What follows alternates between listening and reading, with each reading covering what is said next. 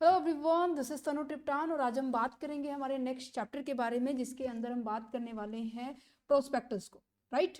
Prospect जो prospectus है वो बहुत ज़्यादा इंपॉर्टेंट है। इवन आप लोगों को थोड़ी बहुत नॉलेज तो होगी क्योंकि हम स्टार्टिंग से एग्जाम्पल के अंदर सबसे पहले प्रोस्पेक्टस को ही लेके आते थे कि प्रोस्पेक्टस क्या होते हैं। भाई इंफॉर्मेशन होता है।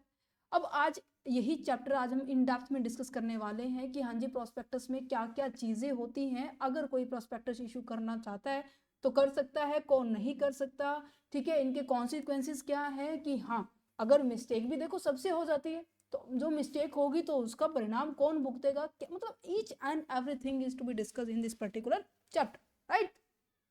तो स्टार्ट करें।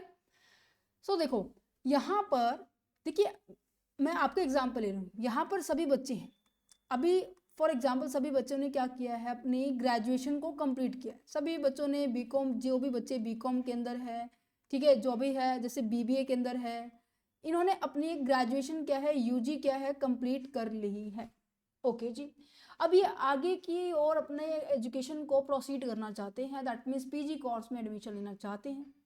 तो देखो सीयूईटी का फॉर्म फिल किया जाता है। राइट। तो यहाँ पर देखो आप डिफरेंट डिफरेंट यूनिवर्सिटीज को देखेंगे कि हाँ जी, किस यूनिवर्सिटी के अंदर मेरा कोर्स है। अच्छा, कोर्स मैंने कहा मेरी 5 यूनिवर्सिटीज के अंदर है, तो मेरे को क्या करना पड़ेगा, इनके रिगार्डिंग सारी इन डिटेल लेनी पड़ेगी या नहीं लेनी पड़ेगी, कि यहाँ पे फैकल्टी कैसी है, यहाँ पे इंफ्रास्ट्रक्चर कैसा है, यहाँ पे किस तरीके से क्या इंटर्नशिप होती है या नहीं होती है, क्या हाइपोथेसिस होगी, जैसे टेस्ट प्रिपेयर की जाती है, फाइलें तैयार की जाती है, खुद ये मैनुअली खुद तैयार की जाती है, फिर ऐसी कुछ फॉर्मेलिटीज होती है। तो आप क्या करेंगे, सभी की सभी यूनिवर्सिटीज़ की ये डिटेल लेंगे या नहीं लेंगे। सिंपल सी बात है, आपके करियर की बात है, तो आप इन सभी इंफॉर्मेशन को लेंगे। अब बात आ जाती है, जब आप इंफॉर्मेशन को ले रहे हो, भाई कहाँ से ले रहे हो। एक तो हो जाती है आपकी साइट, भाई क्या हो गया, जस्ट अ सेकेंड। एक तो हो जाती है आपकी साइट, चल रहा है, हाँ, साइट हो जाती है। दूसरा जो मैगजीन होती है ना, इनके अंदर ही होती है। और ये इंफॉर्मेशन कहाँ से निकल कर आती है, भाई कंपनी एक्सप्लेन करेगी, कंपनी पब्लिश करती है, दैट मीन्स यूनिवर्सिटीज बताती है, तभी तो यहाँ अवेलेबल होती है। या फिर ऐसी कोई भी, मतलब कोई भी डाल देता है, कोई भी एडिशन कर देता है, नहीं ना। जब तक यहाँ पर जितनी भी ये फर्म्स हैं, जितनी भी ये आपके इंस्टीट्यूशंस है, इशू नहीं करेंगे, मीन्स की पब्लिश नहीं करेंगे इंफॉर्मेशन को, क्या ये यहाँ पर होंगी, क्या ये जो मैंने आपको साइट्स बताई यहाँ पर होंगी, क्या फिर इनको पता चलेगा, बिल्कुल भी नहीं पता चलेगा। तो क्या करती है कंपनी, अपने बारे में डिटेल इंफॉर्मेशन क्या करना, इंफॉर्मेशन प्रोवाइड करना, जिससे ज़्यादा से ज़्यादा कैंडिडेट हमारी यूनिवर्सिटीज़ के अंदर एनरोल करे, वो क्या करेंगे, एक्सप्लेन करेंगे। और वो उस डिटेल को एक्सप्लेन करना, दैट मीन्स उसे क्या बोला जाता है, प्रमोशन करना भी कहते हैं।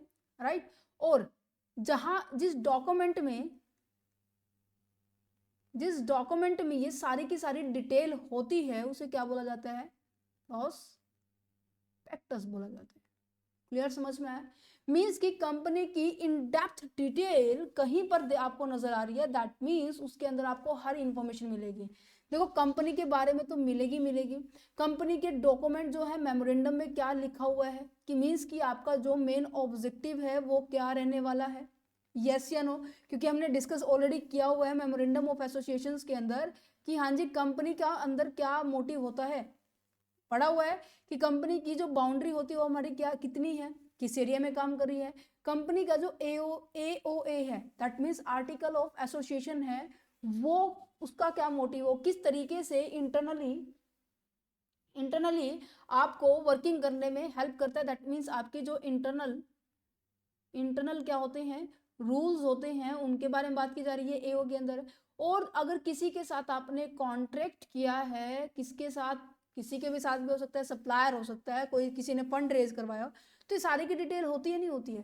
कंपनी की आपकी मतलब मेंबर्स के रिगार्डिंग कितने भाई मेंबर हैं, ठीक है, ये सारे के सारे जो अभी तक हम करते आ रहे हैं, इन दोनों के कंटेंट में भी हमने पढ़ा, सब्जेक्ट मैटर में भी पढ़ा, कहीं ना कहीं वो सभी के सभी टॉपिक थोड़े सा रिपीट होंगे, बट हाँ थोड़ा सा डिफरेंस है। तो प्रोस्पेक्टस क्या है कि कंपनी के बारे में डिटेल इंफॉर्मेशन देना। भाई क्यों दे रही है, पहले ये तो बताओ मैम, हमें ये तो पता चल गया। अब देखो जिस तरीके से तुम इंटरेस्टेड हो इस पर्टिकुलर यूनिवर्सिटी के अंदर अपना एडमिशन एनरोल करने के लिए, इसी तरीके से कंपनी को फंड्स की रिक्वायरमेंट होती है बच्चों। किसकी रिक्वायरमेंट होती है?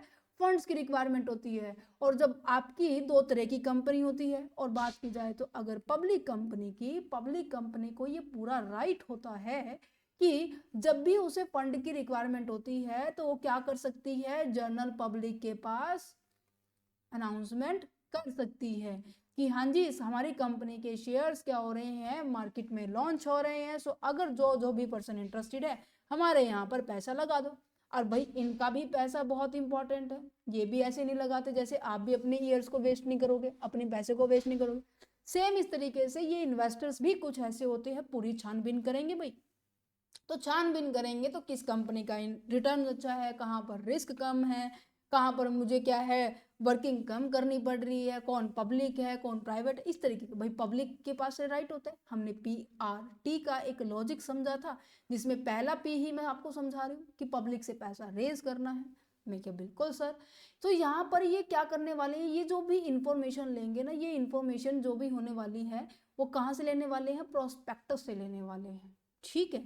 तो इसी वजह से जो पब्लिक कंपनी होती है अपनी सारी की सारी डिटेल इसलिए डिस्क्लोज करती है, इसलिए बताती है कि जो इन्वेस्टर्स हैं वो मेरी कंपनी में इंटरेस्टेड हो जाए। क्या इतना समझ में आया? तो चलो, तो देखो हम इस चैप्टर को ना पार्ट्स में करेंगे। फर्स्ट पार्ट में हम 4 टॉपिक्स करने वाले हैं, वैसे 4 नहीं है, इसके अंदर 6 टॉपिक है, बट ये मैंने फर्स्ट लाइन में ही इसको अंदर इंक्लूड कर दिया। देन उसके बाद हम फॉर्म करने, ये सारी चीज़ें हम डिस्कस करेंगे, आपके चैप्टर को कवर कर रहे हैं या नहीं कर रहे, तो दैट्स इट। तो issue, registration, scanning, miss presentation हो जाती है तो 2 पॉइंट्स आ जाते हैं इसके अंदर। देन आज के बाद ये वाला पॉइंट बहुत ज़्यादा इंपॉर्टेंट है, यहाँ से 4 नंबर में क्वेश्चंस पूछा गया, ये पूरा का पूरा टॉपिक 4 नंबर के लिए इंपॉर्टेंट है, 4 मार्क्स के लिए, राइट। बट जो ऊपर है ये आपका 20 मार्क्स के लिए इंपॉर्टेंट है, ठीक है। और ये तब समझ में आएगा जब आज का जो पार्ट करने वाले हैं, ठीक है। तो चलो बढ़ते हैं कि प्रोस्पेक्टस क्या है, एक कंप्लीट गाइड है। जैसे आपके पास बुक होती है ना, उसकी उस सब्जेक्ट के रिगार्डिंग, जैसे मैं कहूँ कि आपका इनकम टैक्स है, जैसे मैं कहूँ आपका कॉर्पोरेट अकाउंटिंग है, राइट, जैसे आपका कंपनी लॉ है, business law, Indian financial system है, काफी सारे सब्जेक्ट है, वो पूरी गाइड होती है, उसी के बारे में बताती है ना सारा दिन। जब भी हम कोई भी चैप्टर डिस्कस कर लो उसी के बारे में बताती है ना। तो इसी तरीके से जो प्रोस्पेक्टस होता है वो कंपनी की एक कहीं ना कहीं बोल सकते हैं गाइड है कि वो क्या कुछ करने वाली है कंपनी, ठीक है। इवन यहाँ तक का भी पता होता है कि कंपनी जो प्रोस्पेक्टस में इशू कर रही है ना भाई, उसका पर्पस क्या है, भाई फंड आएगा तो उसको यूज कहाँ करेंगे, इवन यहाँ तक का भी उन्हें उनको एक्सप्लेन करना पड़ता है।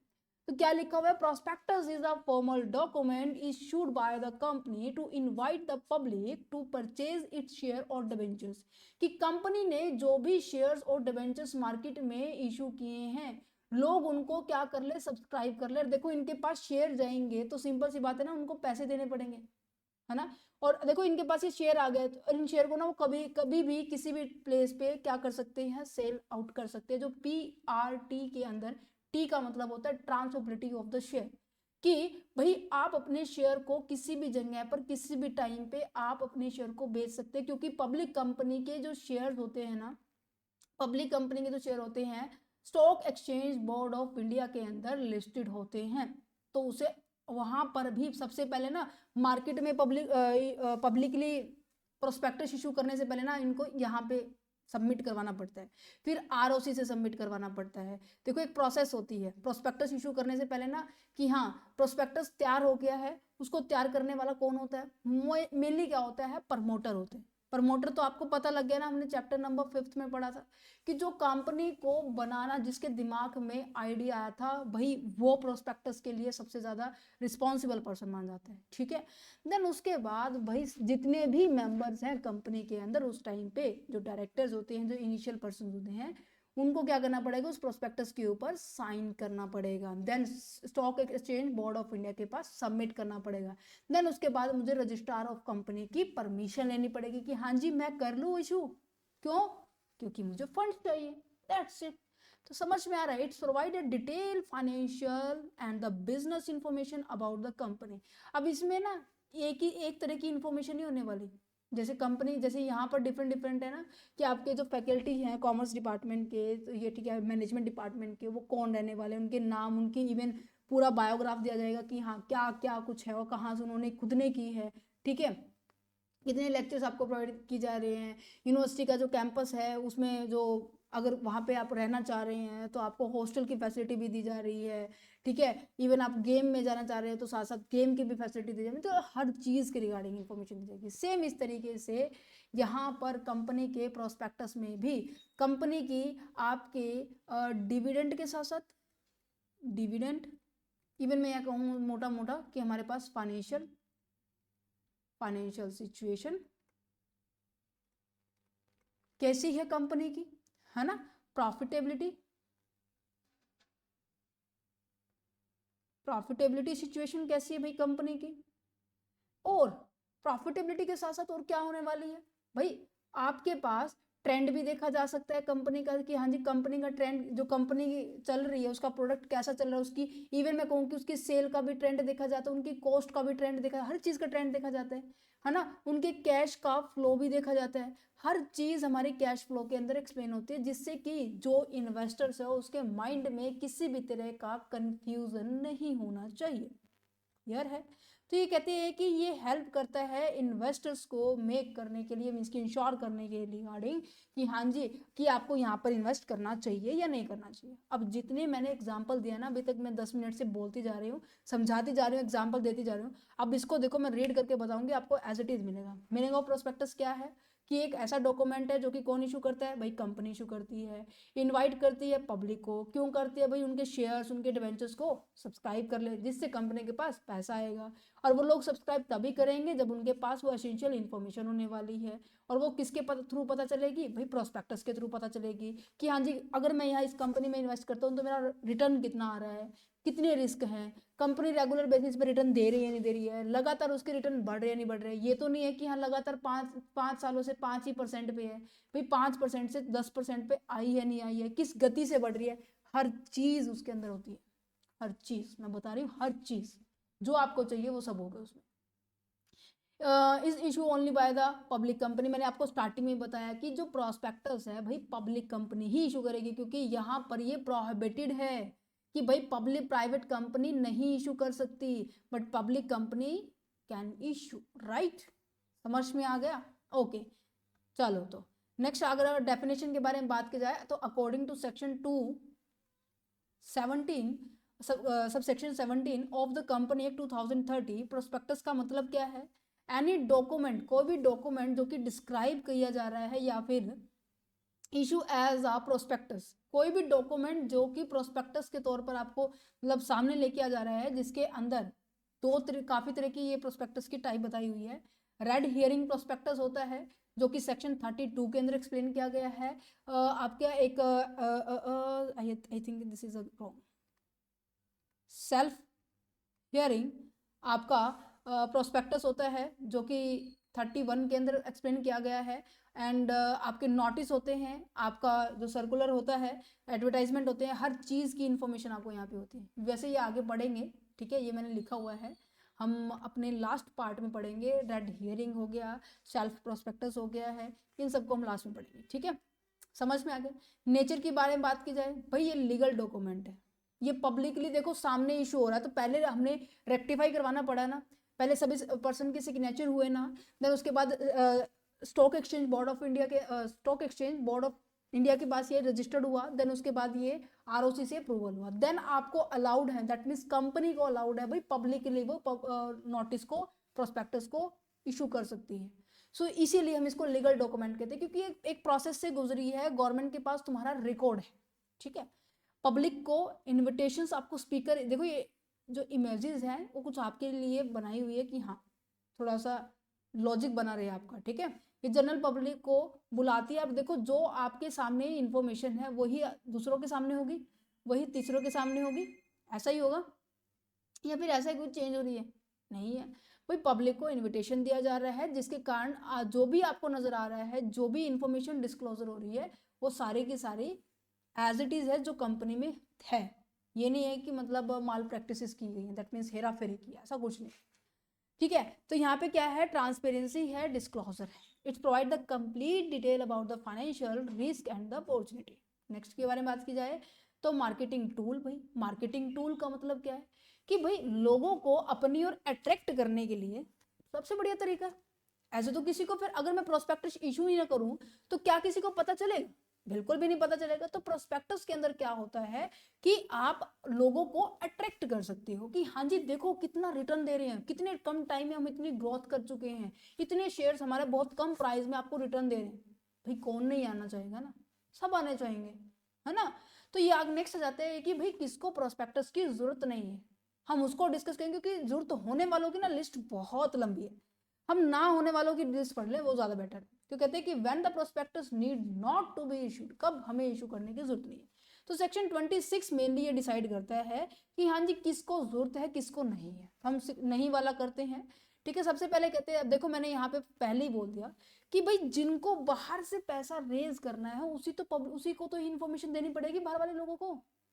अब मैंने कहा यहाँ पे मान लो प्राइवेट कंपनी है, ठीक है, यहाँ पर हमारे पास प्राइवेट कंपनी है, क्या इस प्राइवेट कंपनी को जरूरत है, भाई इनको तो रोका गया है, तुम्हें तो पैसे बाहर से लेने ही नहीं है, तो बड़ी प्रोस्पेक्टस इशू करने के, भाई बाहर से पैसा जो लेगा उसे इन्फॉर्मेशन भी तो देनी पड़ेगी, भाई कंपनी मेरी ऐसी चल रही है, कंपनी मेरी वैसी चल रही है।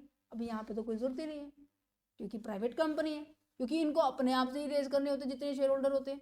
कहते ठीक है सर, अगर मैंने कहा मैंने राइट शेयर इशू किए हैं तो राइट शेयर का पहले ये बताऊं मतलब पता है या फिर मैं बताऊं तुम्हें, जल्दी से बताओ, मतलब पता है या मैं तुम्हें बताऊं। बोनस शेयर हो गया, राइट शेयर हो गया है, या फिर मैं कहूँ कि अभी आपको प्राइवेट कंपनी का भी पता चल गया है, इनका प्राइवेट का तो पता चल गया, चलो ठीक है।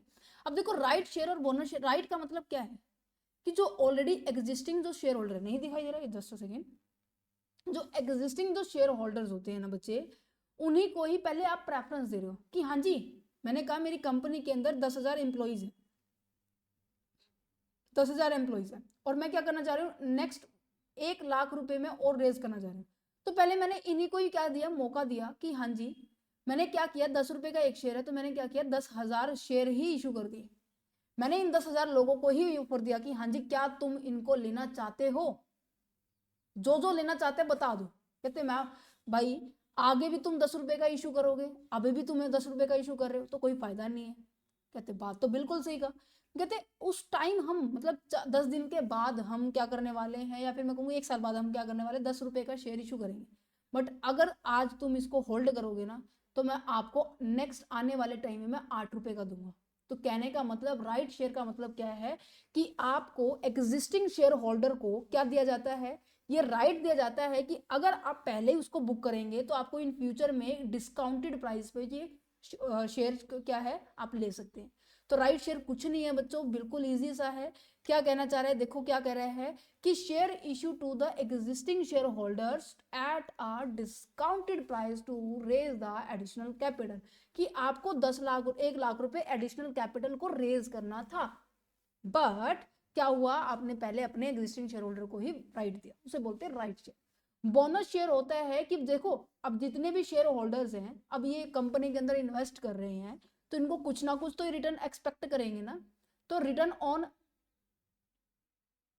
इन्वेस्टमेंट राइट आई, तो ये एक्सपेक्ट करेंगे नहीं करेंगे, बिल्कुल करेंगे। तो जब क्या किया जाता है इनको रिटर्न डिविडेंड में होता है, शेयर होल्डर का तो डिविडेंड में होता है। अब कंपनी कह रही भाई हम तो डिविडेंड नहीं देने वाले, तो क्या दोगे भाई, हम कहते हैं कि हम तुम्हें शेयर देंगे जिसका नाम है बोनस, मींस की ऐसे शेयर जिसको हमने फ्री ऑफ कॉस्ट इशू किया है, ऐसे शेयर्स को हम बोनस शेयर कहते हैं। अभी आप ही बताओ जो कंपनी के ऑलरेडी मेंबर्स हैं क्या उनको कंपनी की इंफॉर्मेशन बताने की जरूरत है या नहीं है, क्योंकि भाई वो मेंबर उनको कंपनी के बारे में पता होगा, है ना। तो इसी वजह से प्राइवेट कंपनी हो गई है, इसको तो बिल्कुल भी जरूरत नहीं है क्योंकि वो पब्लिक से पैसा रेज ही नहीं करती है। राइट शेयर आपको समझ में आ गया होगा, तो यहाँ पर भी जरूरत नहीं है। बोनस शेयर आपको समझ में आ गया होगा, भाई एग्जिस्टिंग शेयर होल्डर को ही दिया जा रहा है बट फ्री ऑफ कॉस्ट है, फ्री शेयर है, right. Placement with the selected investors है, मीन्स कि अगर मैंने सेलेक्ट किया हुआ है कि भाई मेरे को ना इस पर्सन से बेचनी, ठीक है, मैंने क्या किया मैंने एक तो इसको उठा लिया, भाई नेक्स्ट जो 1,00,000 रुपए ना यहाँ से रेज करने, मैंने एक इसको उठा लिया एक इसको उठा लिया, मैंने ऐसे कर करके ना केवल 5,000 व्यक्ति उठाया और उनको बोला कि हाँ जी 2-2 हजार 2 शेयर होल्ड कर लो, हो जाएंगे 10,000 शेयर। मैंने खुद ने सिलेक्ट किए हुए हैं भाई, तो क्या ऐसा है कि मुझे उसको इन्फॉर्मेशन देने की जरूरत है? नहीं है भाई। तो ये ऐसे इंस्टीट्यूशंस कौन होते हैं, मोस्ट ऑफ ये क्या होते हैं, ब्रोकर्स होते हैं, ठीक है, जो आपको हेल्प करते हैं आपके शेयर को बिकने में। या फिर आपने क्या किया है, ई शॉप्स आपने इशू किए हुए हैं, इनके लिए भी आपको प्रोस्पेक्टस इशू करने की रिक्वायरमेंट नहीं होती। उम्मीद करेंगे वाला पॉइंट भी आ गया होगा समझ में। नेक्स्ट जाते हैं form and content of the prospectus. क्या कहना चाह रहे हैं फॉर्म एंड कंटेंट के ऊपर, कि जो आपका प्रोस्पेक्टस होता है ना उसमें क्या क्या होगा, ये मैं आपको बता चुकी हूँ कि भाई कंपनी की इन्फॉर्मेशन होगी, कंपनी की कैपिटल स्ट्रक्चर होगी। कैपिटल स्ट्रक्चर मतलब कि कितने आपके पास इक्विटी रहने वाले हैं और कितना आपने बाहर से पैसा लगाया है, डेट रहने वाला है। और इवन आपको ये भी पता होगा कि हाँ जी एक शेयर की वैल्यू कितनी है, जिसे हम कहेंगे प्राइस ऑफ द पर शेयर कितना है। क्या समझ में आ रहा है? ऑब्जेक्टिव क्या है भाई, क्यों इशू करना चाहते हो आप अपने शेयर को, भाई आपकी फाइनेंशियल स्टेटमेंट क्या है, कितना रिस्क लेना पड़ेगा, एप्लीकेशन क्या प्रोसेस रहने वाली है, क्या आपने बोर्ड ऑफ डायरेक्टर से अप्रूवल ली है नहीं ली, समझ में आ रहा है नहीं आ रहा। अब अगर ये क्वेश्चन 7 नंबर में आता है तो आपको ये तो लिखने ही लिखने, ये मेन पॉइंट है जो आपको याद रखने हमेशा। बट हाँ साथ में मैंने आपको लिए देखो सारी डिटेल लिखी हुई है, सारी इमेजेस भी लिखी हुई है, तो इस वजह से आई होप आप लोगों को बहुत ज़्यादा हेल्प करेगा ये, ठीक है। आप ये रीड करना बहुत ईजी है, ठीक है। गोल्डन रूल्स क्या होने चाहिए भाई, जब हम मैं प्रोस्पेक्टस इशू करूँ, फॉर एग्जांपल जब मैं कोई अनाउंसमेंट करती हूँ कि हाँ जी आज हमारा ये जो कोर्स है लॉन्च हो रहा है, क्या मैं ऐसे ही आंख बंद करके बिना सोचे समझे मैं एम ही कर देती हूँ? नहीं ना। उसको लॉन्च करने से पहले मुझे क्या करना होता है, प्रॉपर एनालिसिस करनी होती है। इवन मुझे मेरी कंपनी के रूल रेगुलेशंस को फॉलो करना होता है कि मैं मेरा ऑब्जेक्टिव जो मैं अनाउंसमेंट कर रही हूँ और जो कंपनी का मोटिव है वो मैच होना चाहिए। ये नहीं है कि मेरी तिकड़मबाजी अलग चल रही है, उनकी तिकड़मबाजी अलग चल रही है, ऐसा नहीं होता। समझ पा रहे हैं? तो गोल्डन रूल क्या है, जब मैं प्रोस्पेक्टस को इशू कर रही हूँ सबसे पहला गोल्डन रूल यही है कि जितनी भी स्टेटमेंट्स है प्रोस्पेक्टस के अंदर वो सारी की सारी सही होनी चाहिए भाई, एक्यूरेट होनी चाहिए, वो किसी में भी गलती नहीं होनी चाहिए। अगर एक लाइन में बोला जाए ना तो ये मतलब है पूरी इसके गोल्डन रूल का, कि अब देखो जितने भी पर्सन है उस कंपनी में इन्वेस्ट कर रहे हैं पैसा, वो एक ट्रस्ट के बेस पे कर रहे हैं ना भाई। अब उस इंफॉर्मेशन में ही गड़बड़ है तो उनकी एनालिसिस भी गड़बड़ हुई, तो उन्होंने जिस पर्पस के लिए पैसा लगाया था तो वो भी गड़बड़ में गई। तो इसीलिए गोल्डन रूल ये कहता है भाई कि जो भी इंफॉर्मेशन आप शेयर कर रहे हैं, प्रोस्पेक्टस शेयर कर रहे हैं, वो ट्रू होनी चाहिए, वो एक्यूरेट होनी चाहिए, उसमें किसी भी तरह की गलती नहीं होनी चाहिए। बच्चों समझ में आया? कहते बिल्कुल समझ में आया। नेक्स्ट देखिए क्या लिखा हुआ, the prospectus must be an honest statement. क्या मैंने आपको बोला कि मोटा मोटा तौर पे यही है, बट इसको लिखने का भी तो पड़ेगा ना भाई। अगर 4 5 6 नंबर जैसा भी आ जाए तो सबसे पहले प्रोस्पेक्टस का मतलब लिखेंगे, फिर डेफिनेशन लिखेंगे, देन इसके ऊपर आ जाना भाई, ठीक है। ये एग्जाम्पल दे देना और बोलो। सबसे बड़ी जो तुम्हारी प्रॉब्लम होती है ना कि मैम लिखे कैसे, तुम्हारी सोल्यूशन का जो प्रॉब्लम का जो सोल्यूशन है ना इस पीडीएफ में सारा का सारा। तो देखो क्या लिखा होता है, prospectus must be honest statement होनी चाहिए जिसके अंदर कंपनी की जो प्रोफाइल है ना वो इस तरीके से मतलब कि अनक्लियर, मतलब गलत फलत ऐसे मतलब उलझी हुई नहीं नजर आनी चाहिए, ठीक है, बिल्कुल स्पष्ट होनी चाहिए। every company aspect of the contract of the company shall be clarified होनी चाहिए। यस बिल्कुल, जितने भी इंपॉर्टेंट जो आस्पेक्ट है, जितने भी इंपॉर्टेंट कॉन्ट्रैक्ट हैं वो सारे के सारे क्लियरली मेंशन होने चाहिए। Section 26 of the company act ने ये बोला है कि हमें सबसे पहले प्रोस्पेक्टस इशू करने से पहले हमें कंफर्म भी करना होगा, राइट। और जैसे डायरेक्टर की अपॉइंटमेंट, ऑडिटर की अपॉइंटमेंट, कमेटी जो अपॉइंट करनी है, जनरल मीटिंग कितनी करनी है, ये सारी की सारी ना जो रूल रेगुलेशन बनाया ना वो आपको फॉलो करना पड़ेगा। चाहे किसी की भी अपॉइंटमेंट के बारे में बात की जा रही है, मैंने यहाँ पे एक ही पॉइंट बोला, ठीक है, directors must be keep in mind, हमारे माइंड में रूल्स होने चाहिए। Condition on the civil liabilities as laid down as per the act must be strictly adhered to. अगर किसी तरीके से गलती हो जाती है तो उसके लिए जो भी आपके ऊपर लाइबिलिटी बनती है आपको वो फॉलो करनी पड़ेगी। अगर किसी आपकी वजह से किसी को नुकसान पहुंचा है, फिनेंस के रिगार्डिंग नुकसान पहुंचा है, तो आपको उसको फिनेंस देना पड़ेगा। मीन्स कि जैसा भी आप क्राइटेरिया रहता है आपको वो फॉलो करना पड़ेगा। क्या समझ में आया? समझ में आया? ये देखो यहाँ पर ये पॉइंट हो गया है क्लियर कि मीनिंग, डेफिनेशन एंड नेचर ये सभी हो गए क्लियर, और किसको नीड नहीं थी, form and content and rule, golden rules. समझ में आ गया? तो चलिए फिर आगे बढ़ते हैं हमारे